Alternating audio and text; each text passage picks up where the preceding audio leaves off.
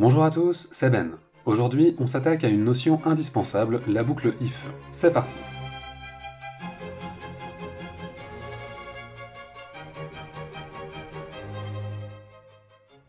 Nous en avons déjà parlé dans les vidéos précédentes, là où VBA devient intéressant, c'est quand on essaye d'injecter un petit morceau de notre intelligence dans notre code à travers un peu de logique. Et la base de la logique, qu'est-ce que c'est? Une condition. Si une ligne vaut 0, supprime-la. Si la valeur est négative, mets-la en rouge, etc. Donc nos conditions commencent toujours par un si, que l'on écrira if dans nos macros, c'est la fameuse boucle if. Assez discuté, passons maintenant à la pratique. On va débuter avec un exemple super simple. Si en A1 je trouve le chiffre 1, alors je veux que ma macro écrive OK en A3. Si en A1 je trouve autre chose que 1, je veux que ma macro écrive non OK en A3, tout simplement. Pour commencer, je vais aller dans l'éditeur de macros. Pour l'instant, c'est tout vide parce que je n'ai pas encore créé de macro. Donc là, je vais simplement faire un clic droit dans l'arborescence qui se trouve à gauche, et je vais insérer un nouveau module. OK. Je vais créer ma macro. J'écris sub, puis le nom de la macro, disons condition. Je presse entrée, et l'éditeur de macro se charge d'ajouter tout le nécessaire. Maintenant, je vais écrire ma condition de toute pièce, regardez.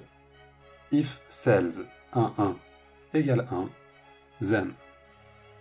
Cette ligne signifie, si la cellule A1 est égale à 1, alors. C'est donc ma condition. Maintenant, je dois dire à Excel quoi faire si la condition est vérifiée. Je vais écrire cells 3, 1 égale OK. Et je pense à bien mettre le OK entre guillemets car c'est du texte. Donc là, on est toujours d'accord, si en A1 j'ai 1, il faut qu'il écrive OK en A3. Là, je peux terminer la boucle if. Et oui, il faut toujours fermer la boucle, un peu comme on ferme une parenthèse dans une fonction Excel. Donc je vais simplement écrire end if. Je ne suis pas obligé de lui dire quoi faire si la condition n'est pas vérifiée. Par défaut, s'il y a autre chose que 1 en A1, Excel ne va juste rien faire. Bien, on va déjà vérifier que ce petit code fonctionne. Je vais dans ma feuille de calcul et je vais affecter la macro fraîchement créée à mon bouton. Voilà. Si je clique, pour l'instant, il ne se passe rien car A1 est vide. Si j'y inscris 1, en revanche, c'est bien OK qui s'affiche. Bon, pour le moment, si j'écris autre chose que 1 en A1, je n'ai pas non OK qui s'affiche comme je l'avais décidé, et c'est bien normal, je n'ai pas écrit de code correspondant.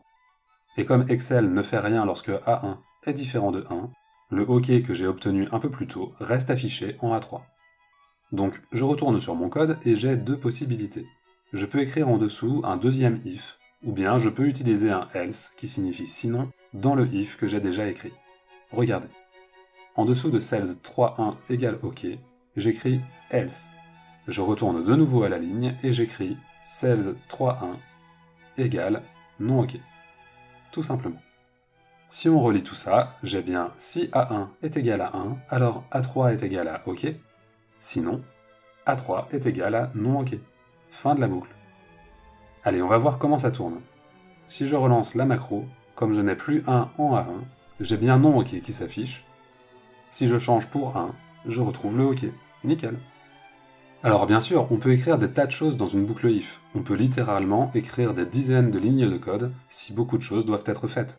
On peut écrire d'autres boucles if à l'intérieur d'une boucle if, on peut y écrire des boucles de répétition fort que nous verrons la semaine prochaine, et il y a encore bien d'autres choses que l'on peut faire.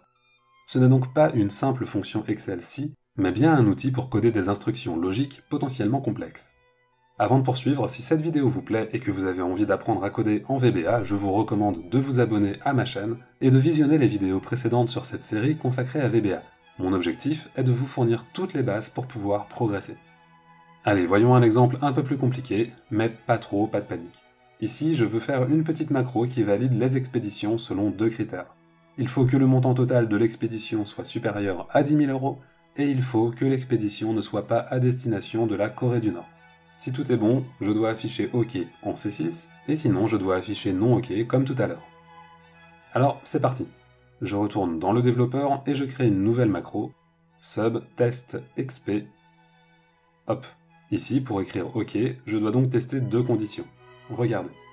If cells 2, 3 multiplié par cells 3, 3 supérieur à 10 000. Et cette fois, je vais ajouter directement la deuxième condition. J'utilise AND et j'écris la suite. Donc, cells 4, 3 différent de Corée du Nord, then.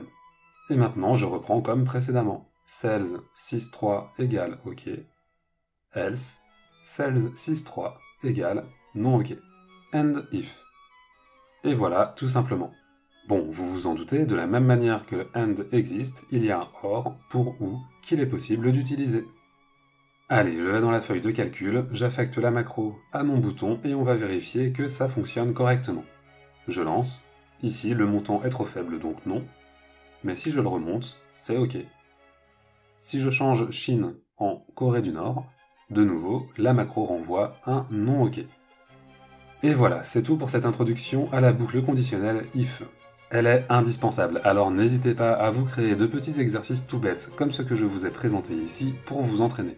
La semaine prochaine, on s'attaque à la boucle de répétition for, qui est au moins aussi cool que la boucle if, alors pensez à vous abonner à la chaîne et à laisser un petit pouce vers le haut. Sur ce, merci de m'avoir suivi jusqu'au bout et à bientôt.